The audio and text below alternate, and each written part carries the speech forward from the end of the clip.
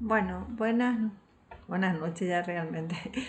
Vamos a referirnos, vamos a charlar sobre la semiología de los tumores abdominales. Normalmente se denomina tumoración a todo abultamiento, a toda sobresaliencia, ¿verdad? Más o menos circunscrita, definitiva o transitoria, ¿verdad? Que se ve o se palpa en cualquier parte de la pared abdominal, sin que ello significa atribuirle una determinada etiología. Existe una diferencia entre lo que nosotros van a encontrar, o sea, van a escuchar muchas veces que hablamos de tumoración y empastamiento. Tumoración decimos cuando la masa o bulto tiene límites bien definidos. Y hablamos de empastamiento cuando nosotros no podemos tener unos límites netos. Por eso se dice palpo un empastamiento o palpo una tumoración, ¿verdad? En donde hablamos de empastamiento, por ejemplo, generalmente el empastamiento hablamos más en los cuadros inflamatorios del abdomen, sobre todo cuando hablamos del abdomen superior, ¿verdad? La pancreatitis aguda, por ejemplo, nos da, como es un órgano retroperitoneal, todo lo que nosotros podemos palpar, ¿verdad? Es el conjunto de órganos que se ubican por encima, digamos, del páncreas y que bloquean ese proceso inflamatorio y forman también de una u otra forma parte de él. Y como ese proceso inflamatorio tiene límites no netos, entonces le atribuimos el nombre de empastamiento. ¿Mm? Bueno, centrándonos en lo que está en nuestro tema, que son los tumores del abdomen, debemos recordar las características propias de cualquier tipo de tumoración. Primero es la situación. Eso es importante, ¿verdad? La situación donde se encuentra la tumoración, epigastrio, hipocondrio derecho, hipocondrio izquierdo, o sea, eso le da significación a lo que nosotros estudiamos anteriormente, que es la dirección del abdomen. Entonces, eso puede ubicar hacia un órgano en sí, ¿verdad? O varios órganos que tenemos que ir descartando posteriormente por sus características semiológicas, eh, el origen de esa tumoración. Entonces, si se encuentra en el epigastrio, entonces se habla de una tumoración que se encuentra situada en el epigastrio, por ejemplo. Los límites, precisos o difusos. En caso de que los tumores sean únicos, ¿verdad? Se puede limitar, si se puede limitar límite inferior o el límite superior si se pierde por debajo, por ejemplo, del reborde costal derecho o izquierdo, o si en caso que sea, por ejemplo, del abdomen inferior, si se pierde por debajo o por detrás del hueso pubiano, ¿verdad? Eso nos daría la orientación hacia qué órganos nos estamos refiriendo. Por ejemplo, si tenemos una tumoración en hipogastrio, ¿verdad? Que ocupa el hipogastrio, parte de la fosa ilíaca derecha y se pierde por debajo del pubis, podríamos pensar en un origen, por ejemplo, anexial, ¿verdad? Por ejemplo, el útero o la vejiga, por ejemplo. El tamaño siempre es importante y se debe establecer en los diámetros principales, un diámetro longitudinal y diámetro transversal, ¿verdad? La forma también es muy importante porque algunas esplenomegalias tienen forma de vaso. El riñón, por ejemplo, crece en su misma forma, que es la forma de una habichuela, ¿verdad? O si por ejemplo es el útero, tiene una forma de pera, o si es la vesícula biliar, también tiene una forma piriforme. Solamente, ¿verdad? Que hacia dónde se dirige o dónde se encuentra asentado el tumor nos va a ayudar a poder o a tratar de identificar. La superficie también, si es lisa o es una superficie irregular.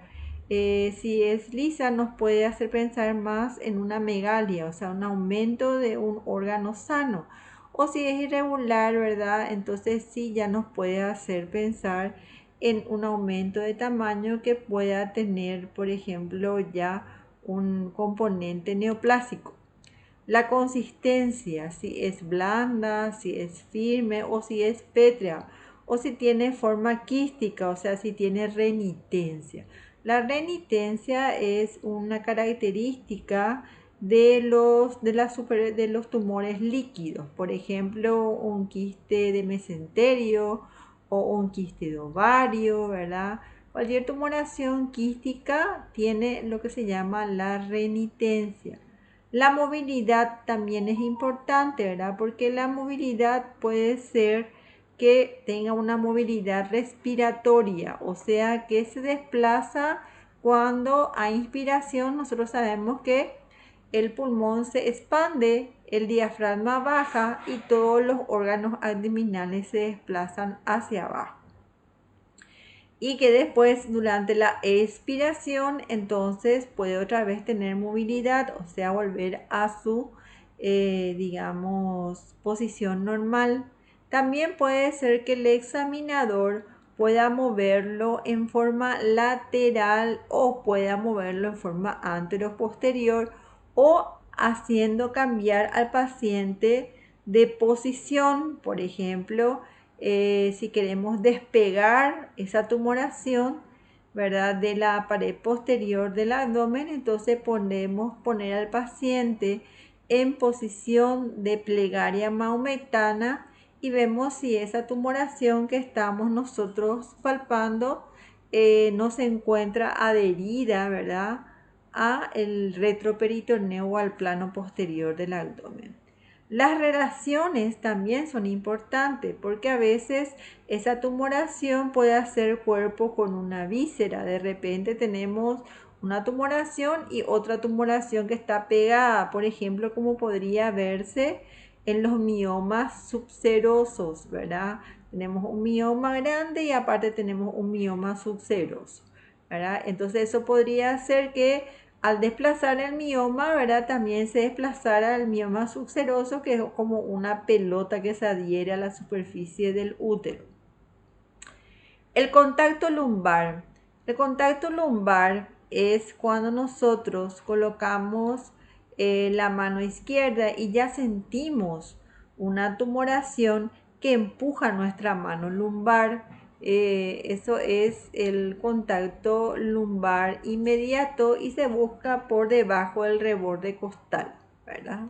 Se siente una sensación de ocupación de la fosa lumbar que generalmente es cóncava y que está generalmente blanda y no tiene ninguna tumoración.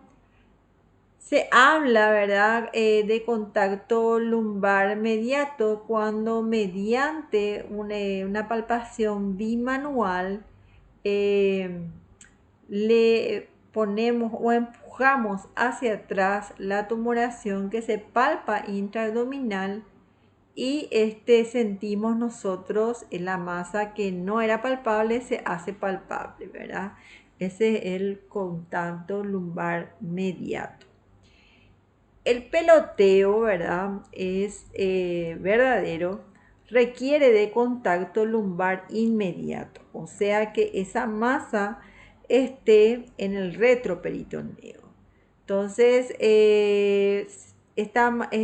buscar el peloteo requiere pues una pregunta de examen que yo les pregunte, por ejemplo, cuando nosotros buscamos el peloteo. Entonces la respuesta sería: el peloteo verdadero requiere contacto lumbar inmediato.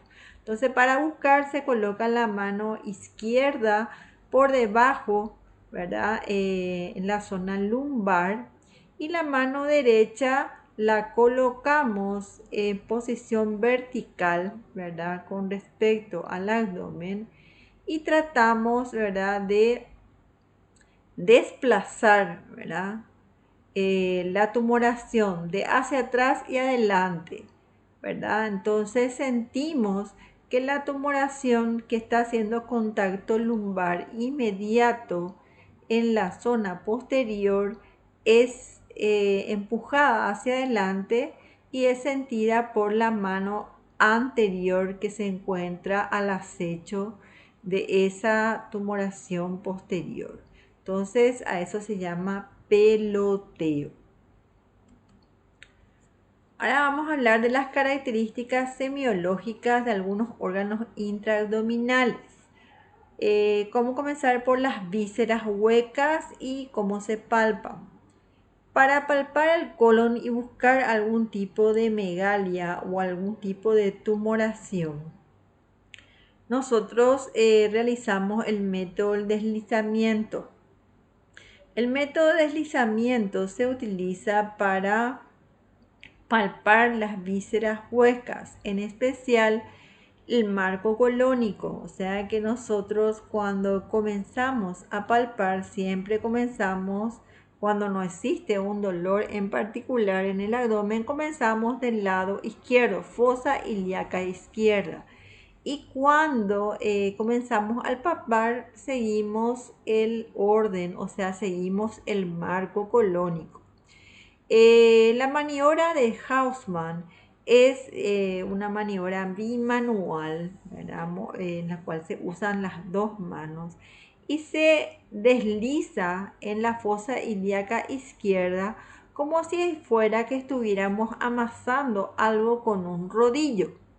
Por eso se llama la maniobra de deslizamiento, ¿verdad? Acá tenemos una secuencia de cómo es. Primero profundizamos el lado izquierdo y luego vamos deslizando, ¿verdad?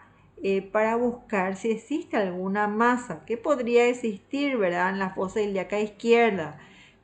Personas que son, que tienen podrían tener un colon espasmódico, podríamos palpar una cuerda cólica que se le llama una tumoración cilíndrica por el espasmo del colon descendente, que no tiene repercusión patológica en el paciente en sí. O sí podríamos palpar un servilletero, por ejemplo, una tumoración cilíndrica que esté adherida a planos superficiales y planos profundos, o que solamente esté adherida todavía no esté adherida a planos profundos y que inclusive sea móvil, pero que sí nosotros podemos delimitar mediante la maniobra del deslizamiento o maniobra de Haussmann. La porción sigmoidea, que es una de las pocas porciones del colon que tiene movilidad, normalmente se puede deslizar entre 3 a 4 centímetros lateralmente, ¿verdad? O más según sea la longitud del meso. La movilidad respiratoria está ausente porque no tiene contacto con el diafragma. La forma de lo que nosotros palpamos esa sudoración generalmente va a ser cilíndrica. La consistencia puede ser sólida o semisólida de acuerdo al contenido y a la contracción del colon sigmoideo en sí. La superficie es lisa o ligeramente abollonada y la sensibilidad en general es muy poca en situaciones normales. Si nosotros encontramos alguna masa sólida en la fosa ilíaca izquierda, como ya habíamos mencionado anteriormente, y tiene cierta movilidad, podría tratarse de tumores pequeños en servilletero que pueden tornarse fijos cuando aumentan de tamaño. En general, para que ese tumor sea palpable o tenga, ¿verdad?, síntomas de obstrucción intestinal, debe de haber pasado al menos un año de antecedentes de que el paciente haya tenido alteración del cilindro fecal. ¿Qué significa alteración del cilindro fecal? Que la materia fecal normal, que era de buena calidad, cilíndrica, pasa a tener un cambio como heces acintadas o heces caprinas, ¿verdad? El ritmo de defecación también puede cambiar, ¿verdad? Sobre todo hacia la constipación, puede inclusive haber pérdida de peso, puede haber pérdida de sangre por el ano, entonces eso nos haría pensar en un cáncer de colon. Si esta tumoración tuviera una historia de un dolor en epigastrio que radió a fosa ilíaca izquierda, con una historia de fiebre, ¿verdad? Y dolor, luego a ese cuadro, ¿verdad?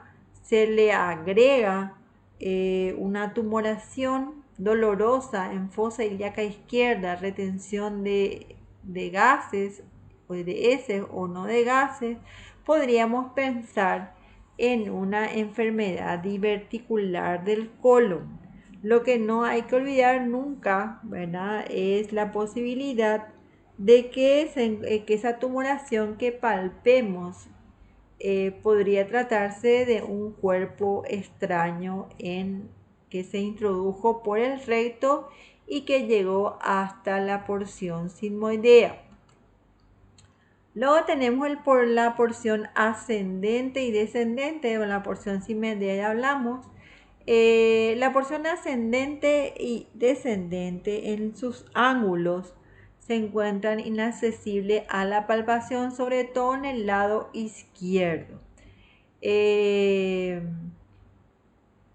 En el lado derecho, de repente se puede llegar a palpar una tumoración en el ángulo del colon derecho. Cuando se hace palpable, en general ya se encuentra en una fase avanzada. Tanto el colon ascendente como el descendente son fijos. ¿Por qué? Porque no tienen mesos y se encuentran adheridos al retroperitoneo por eh, por la fusión de las hojas peritoneales en la línea blanca o línea de Toll. No tienen movilidad respiratoria al no tener contacto con el diafragma y se descubre la presencia por el gorgoteo. El gorgoteo es la palpación del contenido hidroaéreo que se encuentra dentro del colon, o sea, el gas más el líquido, ¿verdad? Se palpa mejor utilizando una mano lumbar como apoyo y con una mano abdominal deslizante. No palpar ni el colon derecho ni el colon izquierdo, o sea, el descendente ni el ascendente, no tiene ningún significado patológico. El colon transverso solo puede alcanzarse en la parte media porque es la parte, digamos, más móvil y colgante por sus medios mediante la maniobra del deslizamiento o la maniobra de Haussmann. Tiene poca movilidad arriba abajo, es paralelo al colon sigmoideo, ¿verdad? No tiene movilidad respiratoria y poca sensibilidad en caso de que no esté inflamado. El ciego. Bueno, estando en posición normal es un órgano fácilmente palpable, tiene forma de pera, tiene poca movilidad lateral, ¿verdad? 2 a 4 centímetros. No tiene movilidad respiratoria porque no está en contacto con el diafragma, tiene una consistencia blanda, es indoloro y presenta también gorgoteo. Personalmente creo que una de las vísceras dentro del colon, o sea, una porción del colon que más gorgoteo presenta, ¿verdad? Por eso es fácil de identificarlo. Cuando este órgano se encuentra afectado por una tumoración, o una tumoración que ocupa la fosa ilíaca derecha, y esta tumoración pueda tener consistencia sólida, elástica, ser dolorosa, se encuentra fija, ¿verdad? Tiene signo de Delvet negativo, o sea que no se encuentra adherido, ¿verdad? Al, a la cresta ilíaca anterosuperior, o tiene antecedentes, por ejemplo, de pérdida de peso en un paciente anémico, se debe de descartar una tumoración de ciego. Hay que recordar que a medida que ese tumor de ciego crezca, en general los tumores de ciego son de tipo coliflor, son adenocarcinomas que crecen bastante porque la luz del ciego es bastante amplia, ¿verdad? Entonces a medida que va creciendo esa tumoración sí se va a adherir a la cresta ilíaca anterosuperior e inclusive puede ser confundida con un plastrón apendicular. Pero debemos recordar que el plastrón apendicular tiene antecedentes de lo que se llama la tríada de Murphy, que es dolor, ¿verdad? Fiebre y generalmente del B positivo. Siempre la historia de una apendicitis aguda precede a la aparición de un plastrón apendicular. ¿Y cómo hacemos el diagnóstico diferencial con un tumor de ciego? ¿Verdad? Porque el tumor de ciego generalmente tiene una historia más larga. El paciente generalmente está anémico, pálido, porque sabemos que a medida que va creciendo, sobre todo los tumores exofíticos, ¿verdad? La parte distal necrosa y al necrosar la parte distal hay sangrado y ese sangrado se puede traducir en forma de melena, sobre todo cuando se trata del colon derecho o en forma de hematoquesia, ¿verdad? Si fuera un sangrado mayor. Existen varias maniobras para poder hacer más palpable la fosa ilíaca derecha. Una es la maniobra de Galambos, en la cual se atrae con la mano derecha, mano izquierda, perdón, con la mano izquierda se atraen las vísceras del lado izquierdo hacia el derecho. Esa maniobra de Galambos hace que se pueda relajar más la pared abdominal y se pueda palpar la fosa ilíaca derecha. También hay que recordar que esa maniobra de Galambos nos sirve también muchas veces para buscar signos de apendicitis aguda que vamos a hablar en otras clases.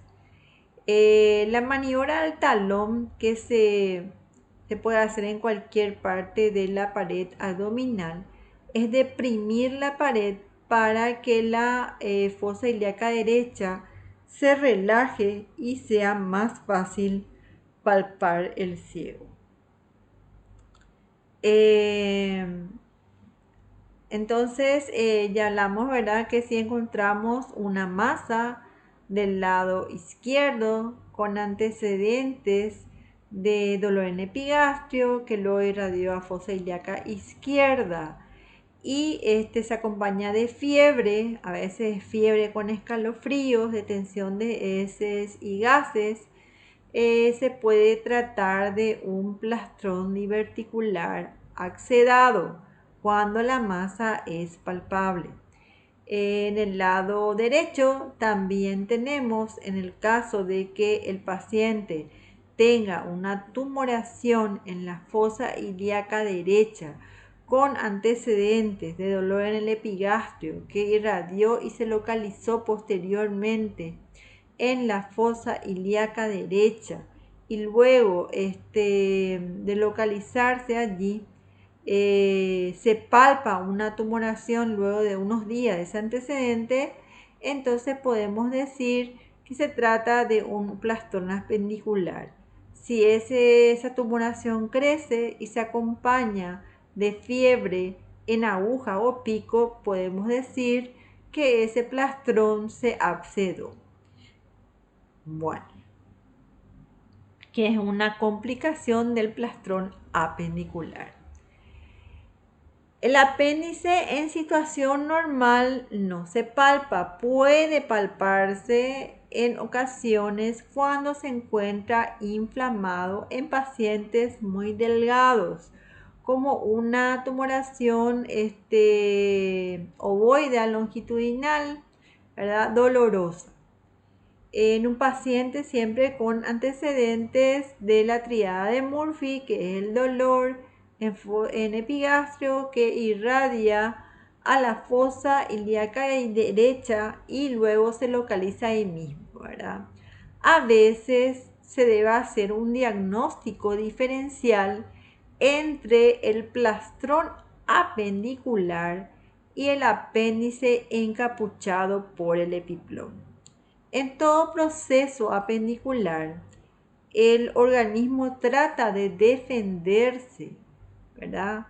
Y la forma de defensa es que el epiplom eh, se, se va y trata de localizar el proceso inflamatorio en la fosa ilíaca derecha, rodeándolo, ¿verdad? Totalmente al apéndice en sí, formándole como una capucha, ¿verdad?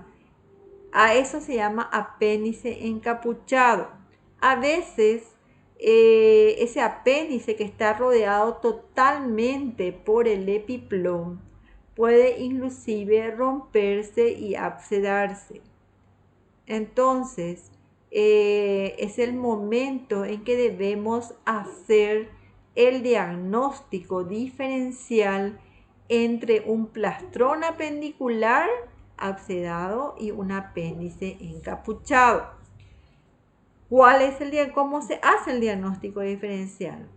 El plastrón apendicular es una masa que se encuentra localizada en la fosa ilíaca derecha, fija, dolorosa, no se mueve, es inmóvil, ¿verdad?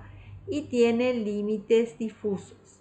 El apéndice encapuchado por el epiplom generalmente es una masa que se encuentra también en la fosa ilíaca derecha y que es móvil en forma lateral y que no tiene adherencia a la cresta ilíaca anterosuperior. ¿Por qué es importante hacer este diagnóstico diferencial? Porque el plastrón apendicular de entrada es de tratamiento médico, ¿verdad? Y control clínico, ecográfico y laboratorial. Sin embargo, si hacemos el diagnóstico de un apéndice encapuchado, debemos de operarlo de urgencia. ¿Por qué? Porque este apéndice encapuchonado, ¿verdad?, puede formar un absceso y romperse posteriormente a la cavidad, dándonos una peritonitis en 2 tiempos, como lo llamamos en general. Bueno, otro órgano que vamos a estudiar es el estómago. El estómago normalmente no se palpa a no ser, ¿verdad?, que se encuentre obstruido en forma patológica, benigna o maligna. En general, en los niños existe una patología que se llama hipertrofia pilórica, que generalmente aparece en los primeros meses de vida. Son los bebés que generalmente son los bebés vomitadores.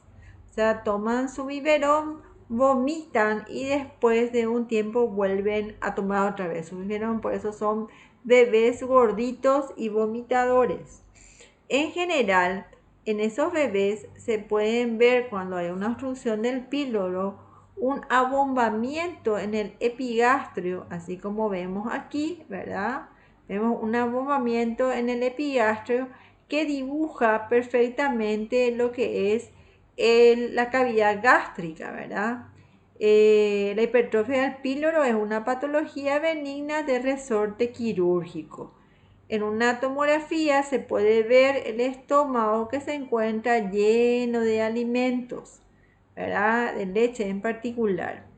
También podemos tener en los adultos la hipertrofia pilórica. En general, esa hipertrofia pilórica puede ser benigna o maligna. La benigna generalmente se trata en pacientes, esta es la hipertrofia pilórica, se trata en pacientes que pueden tener dos úlceras en el píloro, en cara anterior y posterior, que posteriormente al cicatrizarse se esclerosan, ¿verdad? Se llaman úlceras que se besan porque están en cara anterior y posterior. Se esclerosan o se fibrosan y producen una estenosis pelórica que hace que el paciente tenga una dilatación del estómago. Entonces se trata de un paciente que tiene un abombamiento a nivel del epigastrio, ¿verdad? Que si uno estimula eso con pequeños golpes laterales sobre la tumoración, el estómago trata de hacer un peristaltismo para vaciar el contenido y toma exactamente la forma de bota, ¿verdad?, del estómago. Y también existe la hipertrofia pilórica maligna por cáncer a nivel del píloro, del antro pilórico, ¿verdad? Que puede también tener las mismas características. El paciente generalmente es un paciente que baja de peso y que siente plenitud gástrica, ¿verdad? Generalmente como no evacúa, ¿verdad?, el contenido, el paciente se alimenta, ¿verdad?, hasta que ese estómago se va dilatando hasta obtener las características de lo que se llama un estómago en palangana. Los vómitos de un paciente con una hipertrofia pilórica son vómitos que son de un olor nauseabundo. ¿Por qué? Porque generalmente esos alimentos se encuentran almacenados en ese estómago y tenemos alimentos de por lo menos 3 a 4 días sufriendo un proceso, ¿verdad?, de degradación dentro del estómago. El paciente, aparte de eso, tiene pérdida de peso, halitosis y sensación de plenitud gástrica. Entonces, la hipertrofia pilórica en el adulto, que puede ser benigna por úlceras de cara anterior y posterior del píloro, que se llaman úlceras que se besan, o puede tratarse de una neoplasia del antro pilórico. Otra forma en la que podríamos, ¿verdad?, palpar el estómago es en un paciente que tenga una linitis plástica.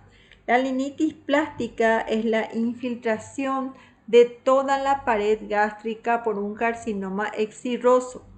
Y cuando uno palpa a ese paciente, palpa una tumoración en el estómago bien definida, que da la sensación de que uno esté palpando un cuero, ¿verdad?, duro, ¿verdad? Y tiene la forma de la bota de vino español, ¿verdad? Por eso se lo compara con eso. En general es la infiltración, ya dijimos, el carcinoma excirroso. El paciente es un paciente que se encuentra caquético y la linitis plástica ya es un estadio avanzado de una neoplasia gástrica. Bueno, esto es para ver nomás el peristaltismo que se puede ver, ¿verdad?, si nos fijamos bien detenidamente en un niño, ¿verdad?, que tiene una estenosis pilórica benigna. Entonces se ve como sí, el peristaltismo del estómago, o sea, siempre cuando un órgano está obstruido, el peristaltismo o movimiento peristáltico se inicia en el lado y termina en el mismo lado, ¿verdad? Porque comienza en el estómago, ¿verdad? Luego va avanzando hasta el píloro y luego retrocede, hace un movimiento antiperistáltico y el contenido vuelve en el lugar donde se inició la contracción peristáltica. Les voy a poner otra vez para que puedan observar. Comienza, ¿verdad? Allá en el, digamos más o menos en el hipocondrio izquierdo, espacio de Traube, se desliza el contenido, va hacia el píloro, ¿verdad? Y al no encontrar pasaje, regresa otra vez peristálticamente al lado donde se inició, ¿verdad? El movimiento peristáltico. Bueno, entonces podemos ver también aquí que está en la distensión y que está ocupado el espacio de Traube. Generalmente es un espacio que se encuentra vacío, ¿verdad? Y que nosotros podemos palpar e introducir la mano en un paciente que tenga una obstrucción pilórica. Esto va a estar ocupado por una masa, ¿verdad? Y si percutimos, generalmente es hipersonoro en este caso. El bazuqueo gástrico, ¿verdad? Es cuando deprimimos la zona epigástrica en forma repetida. Eso se ve mucho en los pacientes adultos, es más fácil, ¿verdad? En aquellos pacientes que tienen estómago en palangana y que tienen como un nivel hidroaéreo muy grande. Entonces, a dar golpes, ¿verdad? O apoyar la mano en forma semiflexionada en varias veces, ¿verdad? Se siente como un clapoteo, un chapoteo, ¿verdad? Que indica la existencia de una colección líquida gaseosa en un estómago distendido. Eso es propio del estómago en palangana. Bueno, la palpación del ciego. Bueno, normalmente el ciego no se palpa a no ser que exista una distensión del mismo. Existen algunas situaciones en las que el ciego puede ser palpable. Ya dijimos que como ser parte del intestino grueso, o sea, del colon, se palpa mediante la maniobra de Hoffman, o sea, en la maniobra de deslizamiento que va desde la fosa ilíaca derecha o izquierda, ¿verdad? En el caso del ciego, la fosa ilíaca va de la parte media hacia la fosa ilíaca derecha deslizando, ¿verdad? Como un rodillo. El ciego puede ser palpable cuando existe una estenosis a nivel del recto o del colon sigmoide, una obstrucción total, y que tengamos una válvula iliocecal continente, o sea que en ese momento tenemos cerrado el canal de salida en el recto por el cáncer o la obstrucción y cerrado el otro canal de salida retrógrada que sería la válvula iliocecal. Entonces tenemos una obstrucción en asa cerrada.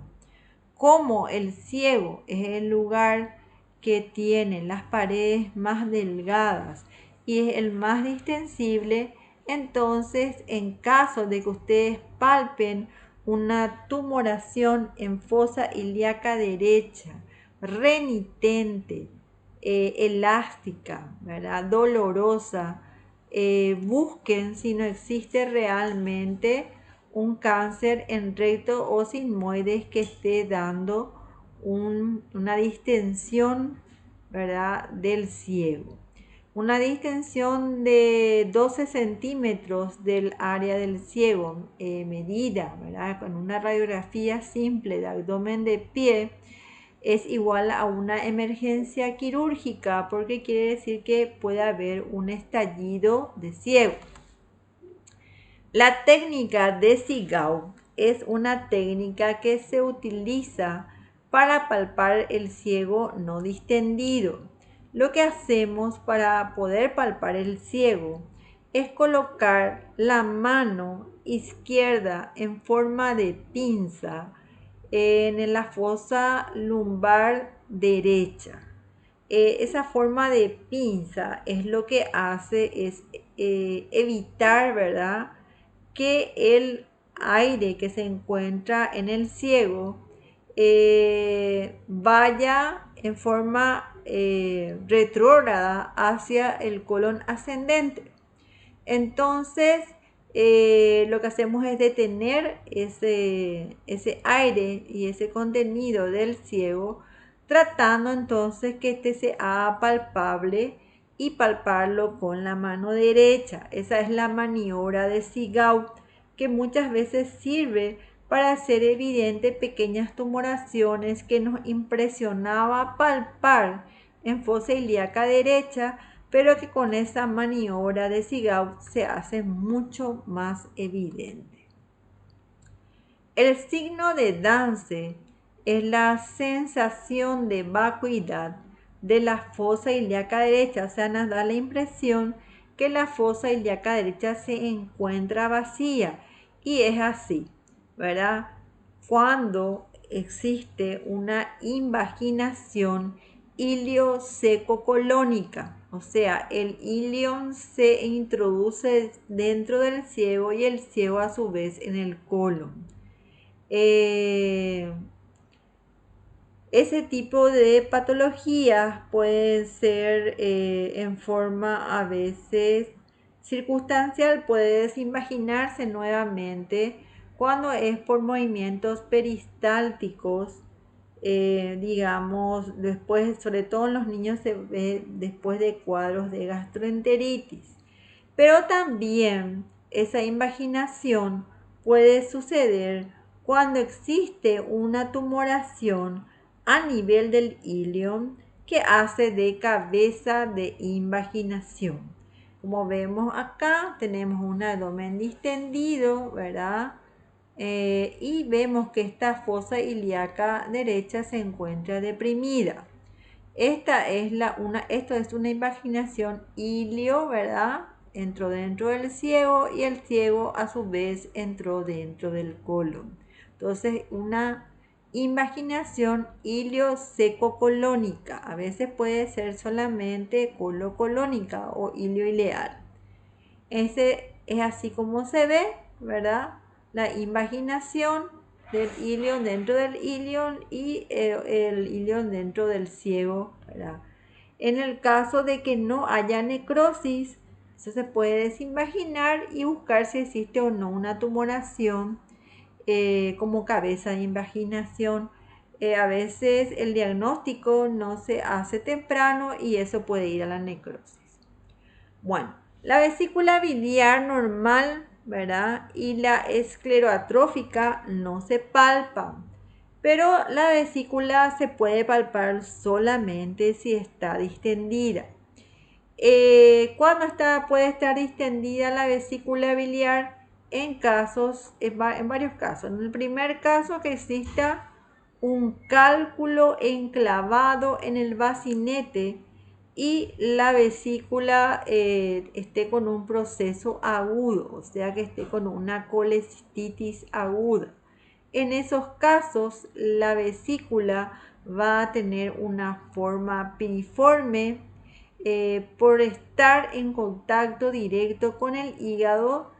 Tiene movimientos respiratorios, o sea, asciende y desciende con los movimientos respiratorios, se dirige de arriba abajo y de dentro hacia afuera.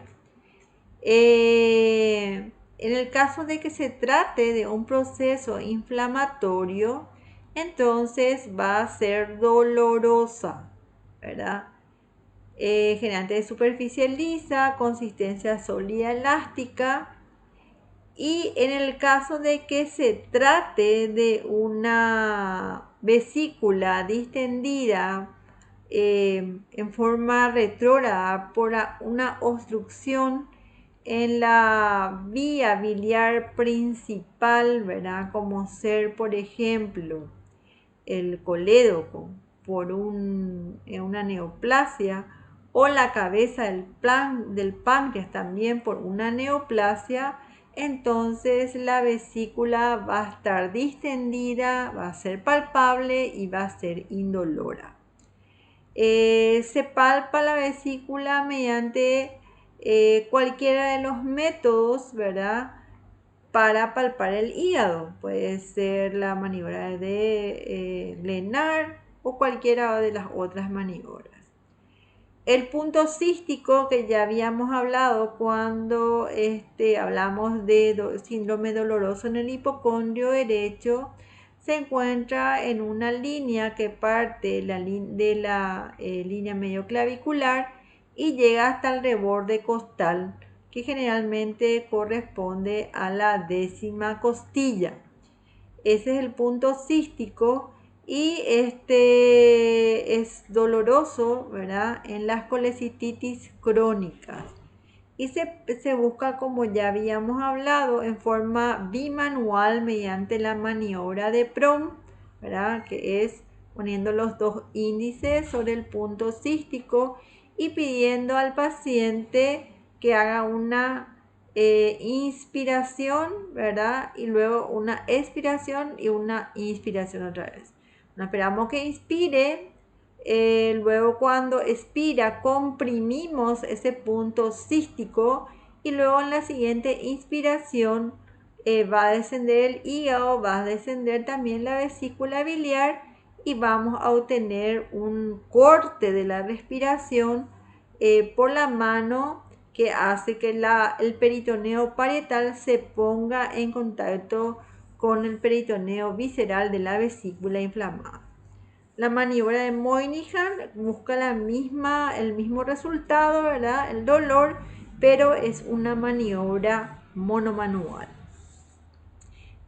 Vuelvo a decir, ¿verdad?, que el punto cístico solamente se busca en las colecistitis crónicas, porque en las colecistitis agudas es difícil de deprimir ese abdomen a ese nivel porque existe una defensa muscular marcada por el dolor.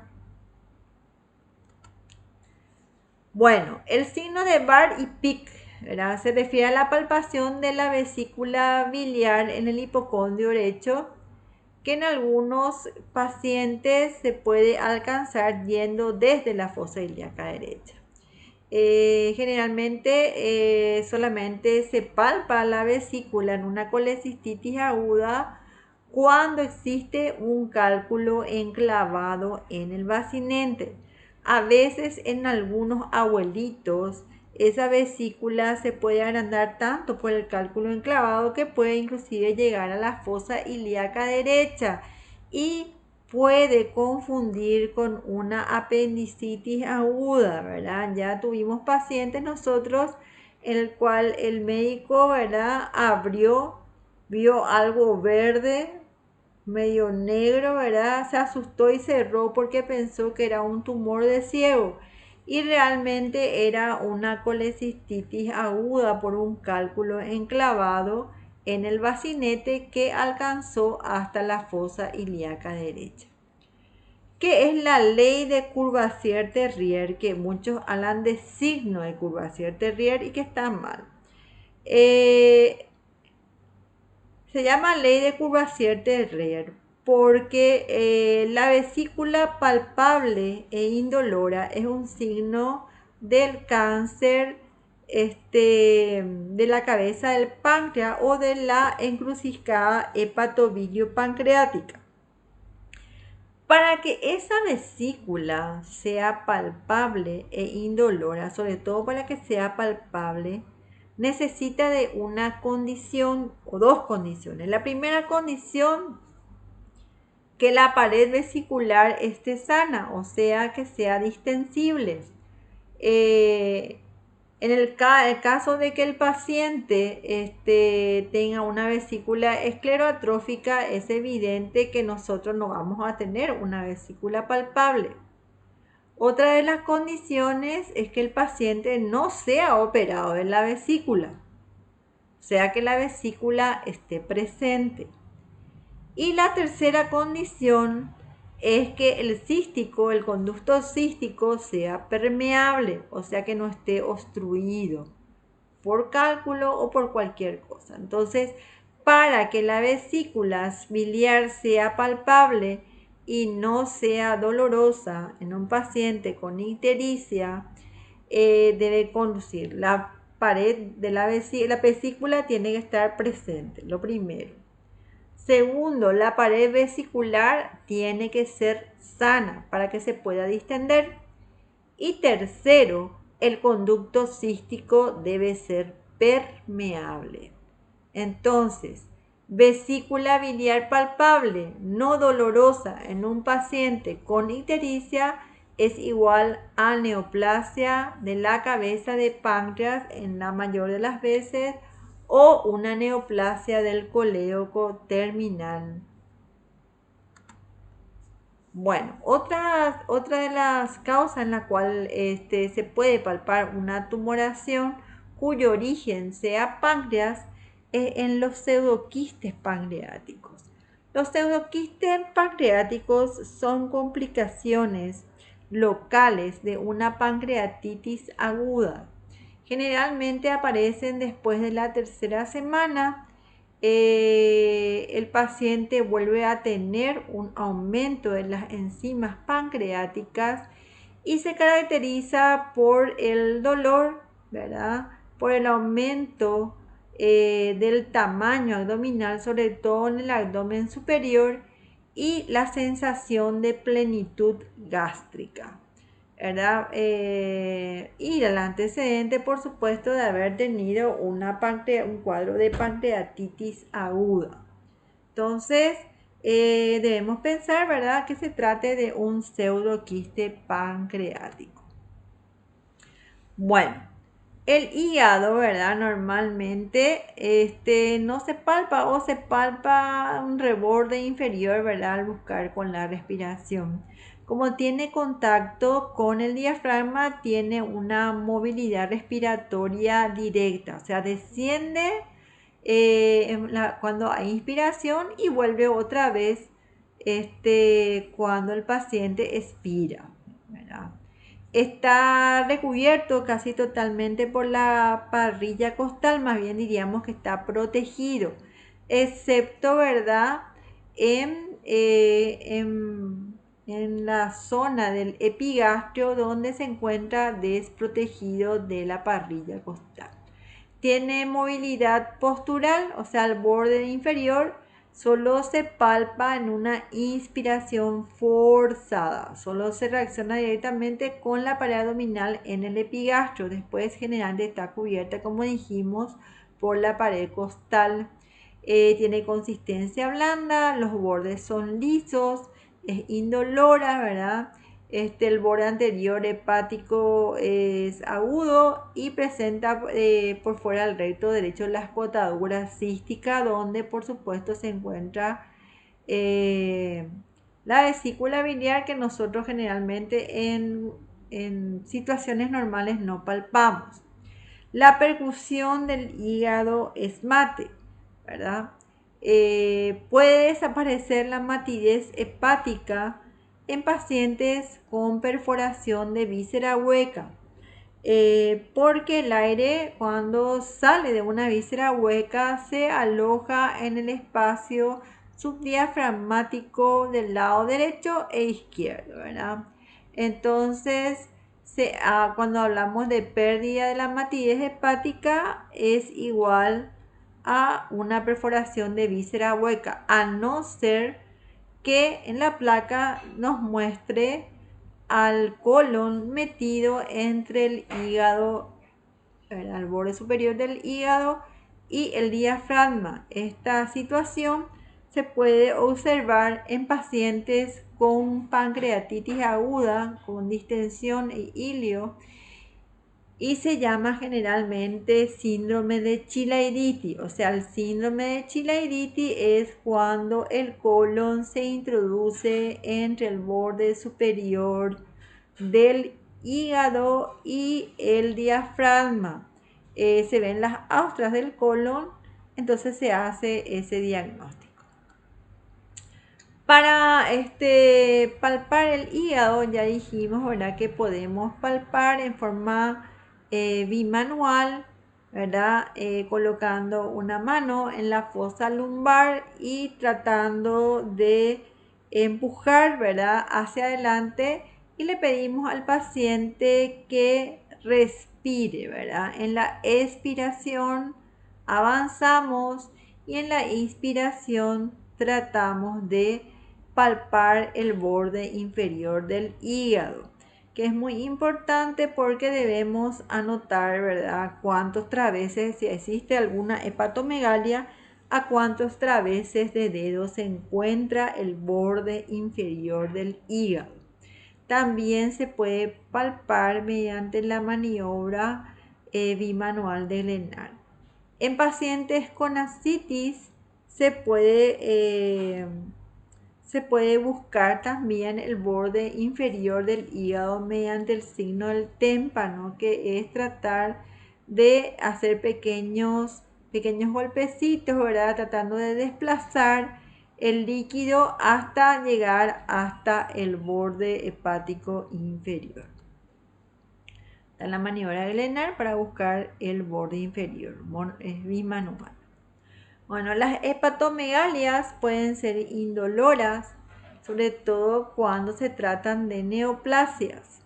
Las hepatomegalias dolorosas pueden ir acompañadas de fiebre cuando se trata de pacientes que tienen algún tipo de inflamación hepática, como por ejemplo en las hepatitis.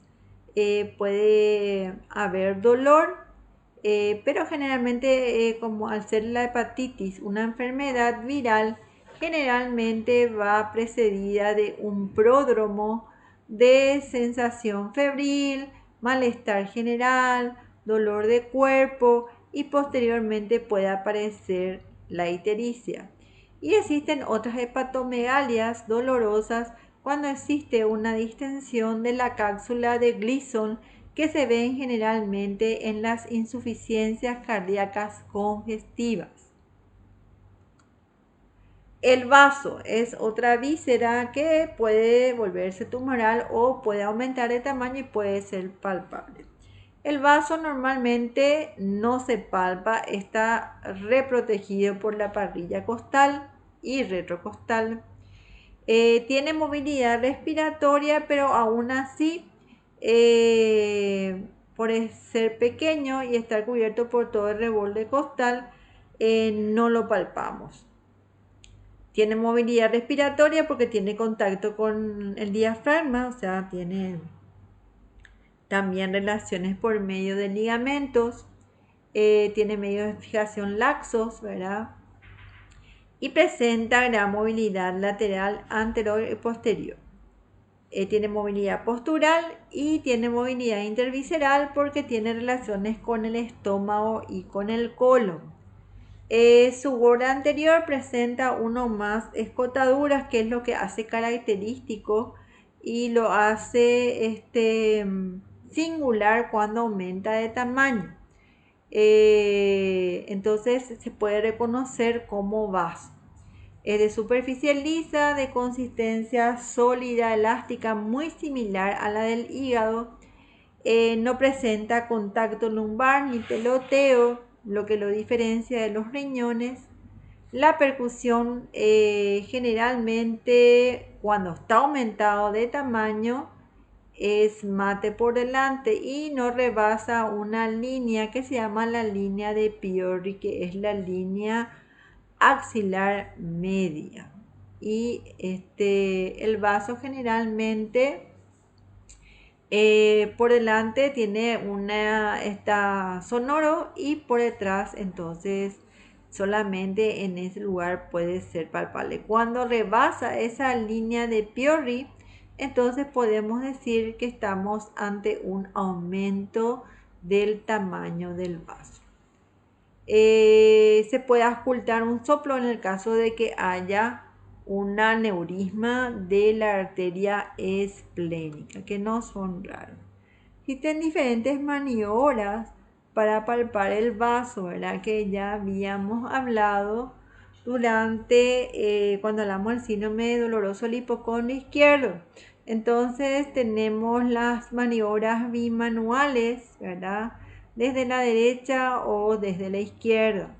Generalmente cuando es el explorador se ubica, ¿verdad?, en del lado derecho, con la mano izquierda, poniéndola en la fosa lumbar o costo lumbar, ¿verdad?, del paciente, trae hacia adelante, ¿verdad?, o hacia adelante y hacia arriba esa zona, y le pide al paciente que inspire.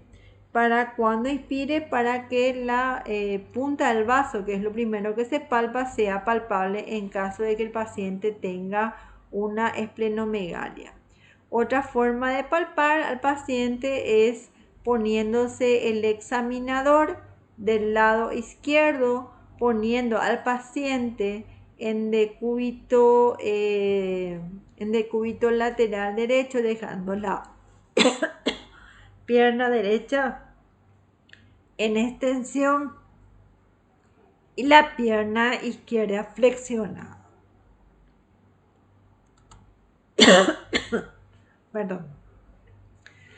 Cuando hay esplenomegalia, ¿verdad?, hay un aumento del tamaño del vaso y se puede observar los movimientos, y generalmente esos movimientos se dirigen de arriba a abajo, de dentro hacia afuera y de izquierda a derecha. Por eso, la palpación se inicia en la fosa ilíaca derecha, dirigiéndose en forma ascendente hacia el hipocondrio izquierdo, tratando de palpar sobre todo el borde del vaso con sus escotaduras, que son su característica diferencial de todos los crecimientos o visceromegalias de todos los otros vasos. Entonces, tumoración que se dirige de arriba a abajo, de atrás a adelante, de izquierda a derecha, y que presenta 2 o 3 escotaduras, es el vaso. Los riñones. Bueno, los riñones se hayan proyectados en la parte posterior, en lo que llamamos, ¿se acuerdan cuando vimos semiología general del abdomen? El cuadrilátero de Morris. Y por delante generalmente son externos al músculo recto y en forma general están cubiertos por vísceras huecas, ¿verdad? Tiene forma de habichuela, tiene superficie lisa, pueden ser sensibles. Normalmente no se palpan, pero el derecho, el polo inferior del riñón derecho, puede ser palpado mediante una maniobra especial que se llama acecho, captura y escape. Tienen escasa movilidad posicional, pero sí tienen movilidad respiratoria el lado derecho por sus relaciones, ¿verdad?, con el borde inferior del hígado que lo empuja. Se le puede retener durante la expiración, que lógica hablamos en la fijeza expiratoria de Minkowski, ¿verdad? Tienen contacto lumbar inmediato cuando están aumentados de tamaño y puede tener peloteo, ¿verdad? Dijimos que para que haya peloteo el contacto lumbar debe ser inmediato. No son percutibles, pero cuando están aumentados de tamaño pueden presentar una sonoridad pretumoral. ¿Por qué? Porque el colon se encuentra por delante de él. Pero si es que tenemos un aumento de tamaño de esta magnitud de un riñón, ¿verdad?, es evidente que va a ser mate, ¿verdad?, porque ya desplaza, ¿verdad?, a la víscera hueca y se pone ya prácticamente el retroperitoneo en contacto con el peritoneo parietal. O sea, en esos casos, cuando la tumoración es muy grande, entonces ya puede ser mate. El páncreas normalmente no se palpa, no es percutible. Cuando está aumentado de tamaño podría tener una sonoridad pretumoral, ¿verdad?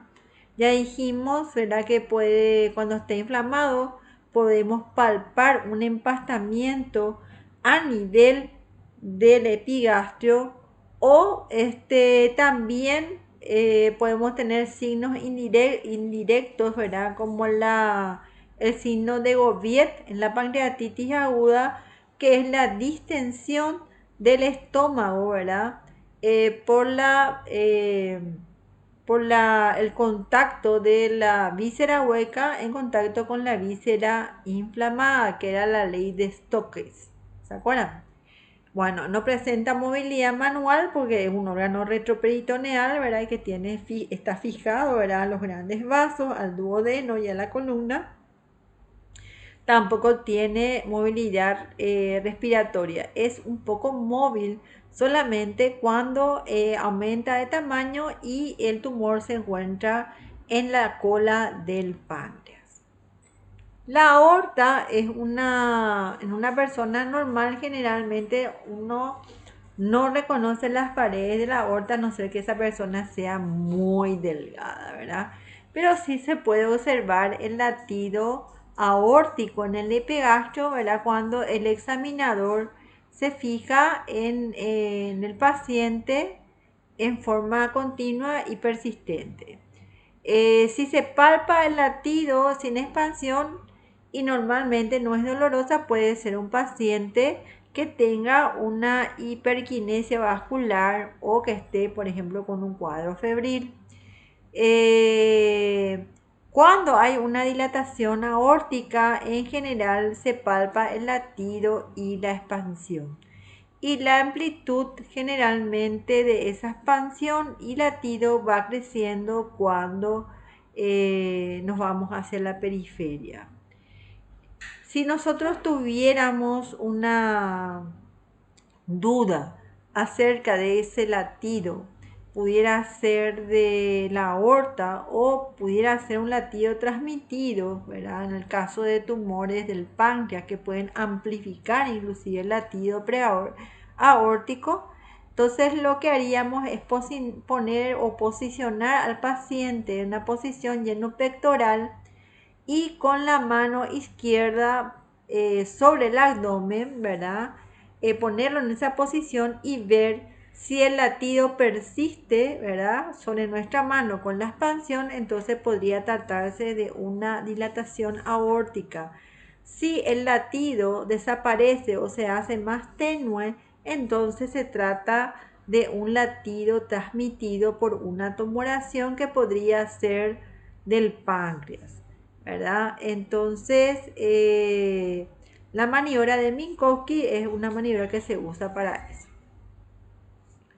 Los latidos aneurismáticos, como dijimos, tienen dureza, expansión y no desaparecen en la periferia ni en posición lleno pectoral. Bueno, esta es la posición en que se coloca el paciente para ver si el latido es verdadero o si es transmitido. Entonces, esta es la forma de palpar la aorta, ¿verdad? Y como vemos, ¿verdad? Si es una aorta normal va a tener latido y si es una aorta aumentado de tamaño vamos a tener el latido y la expansión, o sea, nuestras manos se van a separar. Bueno, esto se ve en un paciente ya con un aneurisma crecidito, o sea que tiene más de 4 centímetros de diámetro transversal y lo mismo puede verse en la tomografía. Bueno, los tumores en hipogastrio, ¿verdad?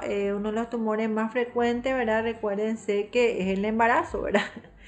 Entonces, siempre cuando existe una tumoración en hipogastrio, indagar siempre sobre si es una mujer en etapa fértil, fecha de última menstruación, ¿verdad?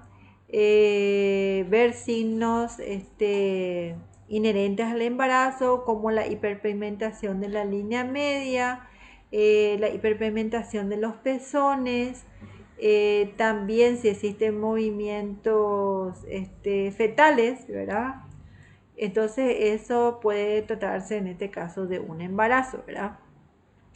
Se puede también tratar de movilizar el útero en forma lateral o anteroposterior y ver si se pierde por debajo de los huesos pubianos. Entonces podría tratarse de un útero. Si es que fuera un quiste de ovario y que no tiene gran tamaño, entonces De repente el quiste ovario se puede desencajar, digamos, no se pierde por debajo del hueso del pubis en sí, ¿verdad? Entonces, a veces puede tener movilidad anteroposterior, lateral, ¿verdad? Ahora, cuando el tumor ya tiene gran tamaño, es más difícil movilizarlo. Los tumores de ovario generalmente tienen consistencia sólida, elástica o renitente, pero cuando son sólidos son de consistencia dura y son fijos. Hay que recordar también los miomas, ¿verdad? Que pueden ser irregulares porque aparte de tener un mioma submucoso o un mioma, pueden ser también subserosos y pueden ser como pequeños tumores otra vez en la superficie del tumor. Y el tumor más frecuente, como dijimos, y que es el globo vesical. Ya se dieron muchas clases sobre el globo vesical y que generalmente el tumor desaparece cuando se hace la sonda vesical o la talla vesical en caso de que exista un paciente con hipertrofia prostática. En general, el tumor se encuentra en el hipogastrio, se pierde por debajo del hueso pubiano, es doloroso, ¿verdad? Es mata la percusión y bien delimitado. Otros tumores que no debemos olvidar son los cuerpos extraños. Los cuerpos extraños no solamente pueden ser cuerpos extraños introducidos en el recto, como por ejemplo una botella o a cualquier otro adminículo, sino también pueden ser los llamados besoares. Los besoares tienden a tomar la forma del lugar que ocupan, en general, sobre todo cuando se trata de tricobesoar. Esto es un tricobesoar que se extrajo mediante una gastrotomía y ustedes pueden ver que es un tumor de pelos. Generalmente se ve en pacientes que tienen problemas psicóticos y comen sus pelos, ¿verdad? Y a veces llegan a tener esa magnitud y pueden causar una obstrucción alta. Y tenemos también los cuerpos extraños, ¿verdad? Cuerpos extraños introducidos por el recto que a veces pueden migrar hasta el colon sigmoide y nos pueden también hacer confundir. Y bueno, esto es todo lo que vamos a desarrollar hoy sobre tumores del abdomen. Y si Dios quiere, mañana vamos a hablar sobre otro tipo de tumores que son tumores crónicos y es la clase de grandes huesos vientres crónicos. Bueno, que descansen. Hasta luego.